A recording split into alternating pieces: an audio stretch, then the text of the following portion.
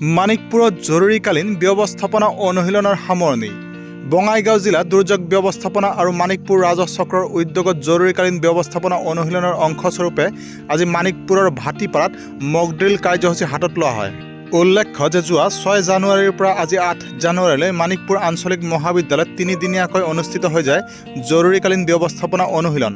উক্ত অনুশীলনত মানিকপুৰ ৰাজহ চক্ৰৰ অন্তৰ্গত জনস্বাস্থ্য কাৰিকৰী বিভাগ, পশু চিকিৎসা আৰু পশুপালন বিভাগ, স্বাস্থ্য বিভাগ, অসামৰিক প্ৰতিৰক্ষা বিভাগ, অগ্নি নিৰ্বাপন আৰু জৰুৰীকালীন সেৱা বিভাগ, সমাজ কল্যাণ বিভাগ, পঞ্চায়তী ৰাজ প্ৰতিষ্ঠান, শিক্ষা বিভাগ আৰু লোক নিৰ্মাণ বিভাগৰ সৰ্বমুঠ 150জনে অংশগ্ৰহণ কৰে।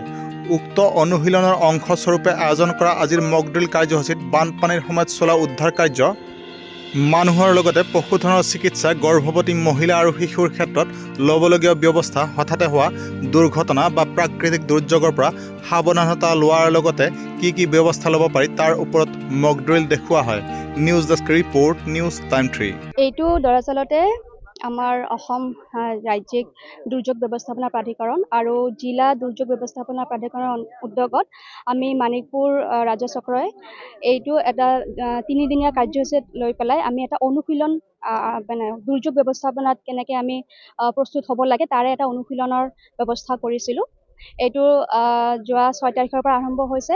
আমি তাতে বিভিন্ন আমাৰ বিভাগবোৰৰ বিষয়ববীয়াসকলক মাতিছিলোঁ আৰু যিহেতু বানপানী মানে যিকোনো এটা প্ৰাকৃতিক দুৰ্যোগ হ'লে আমি ৰাজহ চক্ৰৰ লগতে মানে জিলা প্ৰশাসনৰ লগতে বিভিন্ন বিভাগৰ বিষয়ববীয়াসকল অন্তৰ্ভুক্ত হয়, তেওঁলোকেও কাম কৰিব লাগে। আমি একেলগ হৈ পেলাই কামখিনি আগবঢ়াব লাগে।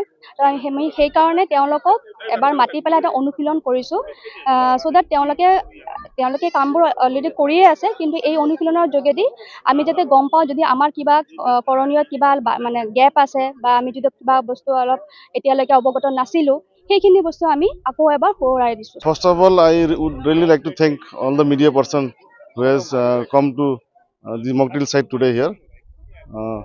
In Bongaigaon district, we have already conducted 4 mock exercises this year for flood. That is in Bongaigaon Circle, for earthquake in Bongaigaon Circle, and Boitamari, Dangtol, and Manikpur is for floods. From this exercise, we are trying to test ourselves, the departments gaps. What are the gaps to be identified so that we can improve during the flood disaster?